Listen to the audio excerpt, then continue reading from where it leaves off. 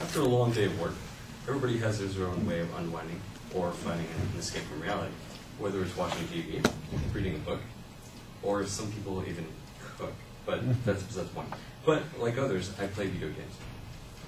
Surely there are people who say playing video games is such a waste of time, but then I realize something. It really isn't a waste of time. In fact, video games can actually help you in a sense.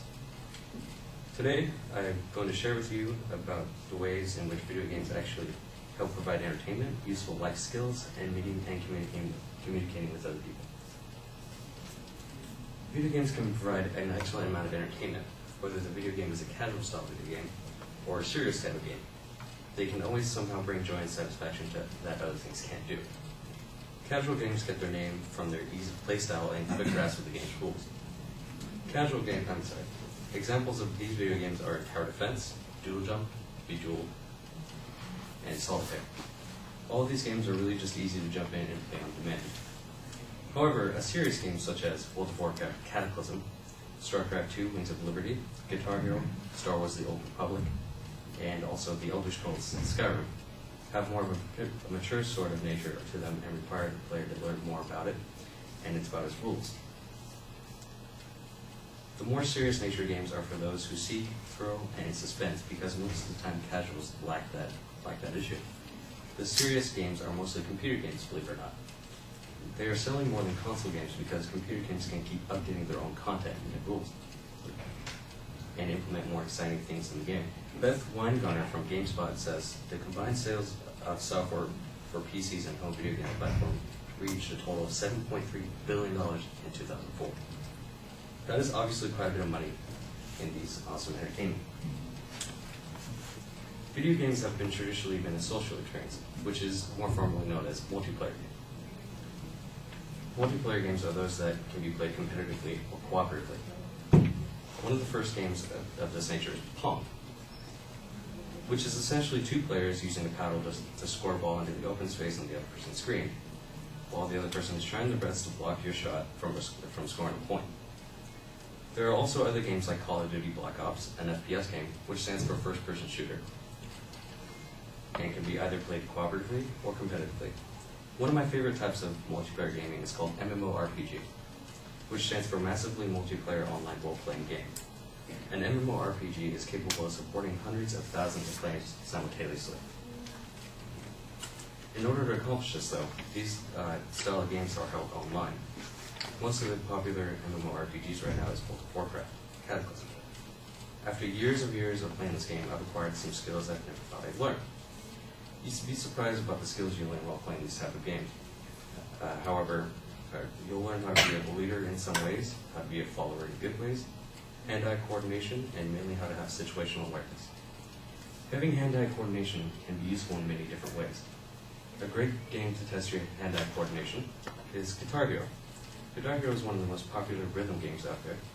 The object of this game is to utilize the guitar-shaped controller provided with your dominant hand strike the strum bar to every note passing the strum bar. And there are 5 different colors on the neck of the guitar-shaped controller. And to successfully hit a note, one must hit the bar and hold down the corresponding colored note on the neck of the guitar and strum the bar according to the note passing the strike line. It seems easy, but it gets tricky after you get really good at it. I'm going to show you 2 quick clips of how that's done.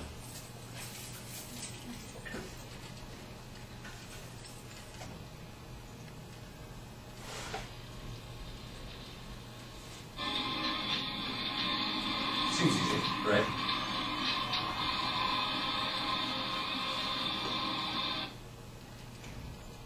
Now let's move on to something more ridiculous.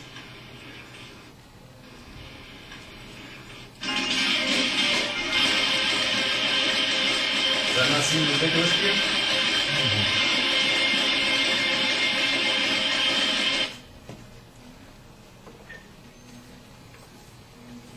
Now that's what happens when you spend your time developing your hand-eye coordination.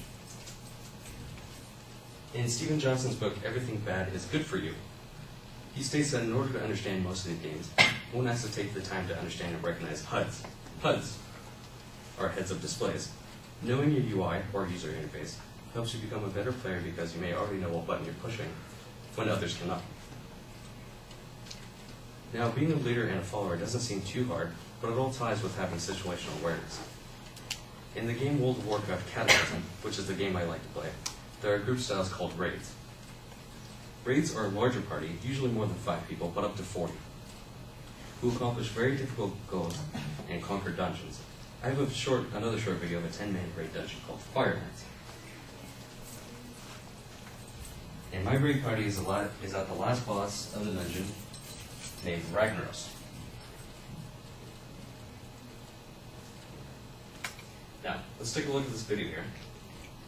And we're about at the middle of the fight here.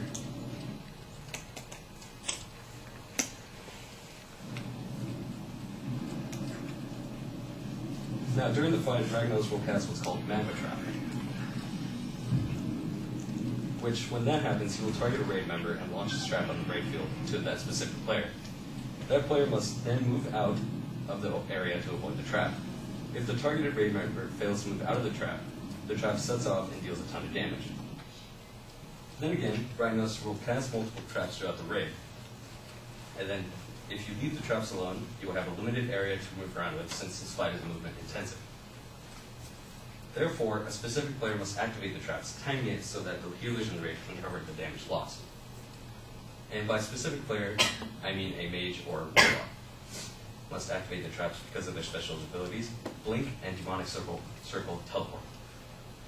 Blink causes the mage to teleport 20 yards forward, unless something is in the way. And a warlock's Demonic Circle Teleport can cause the warlock to teleport into another circle cast earlier in the fight. Now, you would need one of these 2 characters in the fight to detonate the traps because the traps will also launch the player really high in the air, and that's why they use those abilities.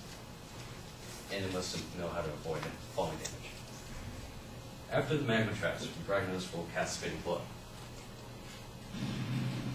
shown in the next few seconds. Ragnaros will then submerge himself in lava after slamming his hammer into a designated area in the battlefield.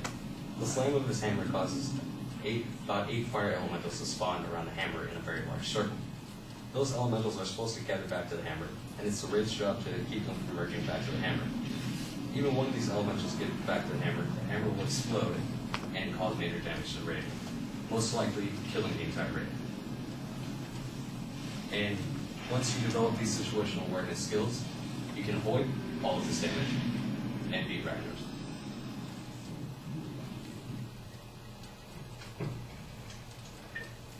The great thing about many video games is the people you meet. You never get to see their face sometimes, but they are really nice people. Plus, you never know who you get to meet, where they come from. Many of the gamers come from many walks of life and different cultures. One of the people in there is a great friend of mine called Rohan, and he's Australian. And also, Blizzard, the company who makes the games for World of Warcraft Cataclysm, StarCraft 2, and soon to be releasing along the way to Diablo 3, holds a convention every year called BlizzCon.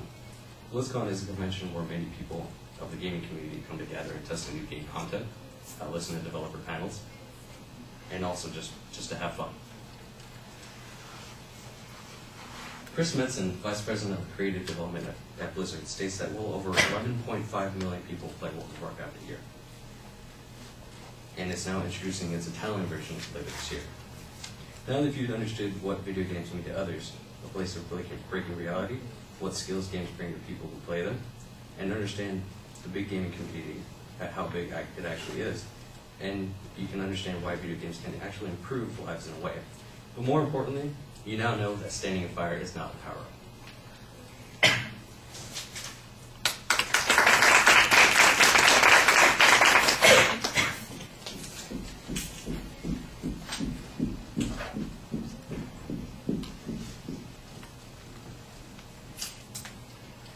I'm sorry, I forgot to remind people who was supposed to do these things. Garrett, you're supposed to do the written evaluation. You look like you were on top of that. Christy's supposed to do the oral evaluation. Christy, what did you think? Christy, you're not here? All right, well, that makes it simple. I'll tell you what I thought. I like the visualization at the beginning. I thought that, you set up the subject pretty well. You've got a personal experience that goes along with this. The subject seems sort of general, but I did like the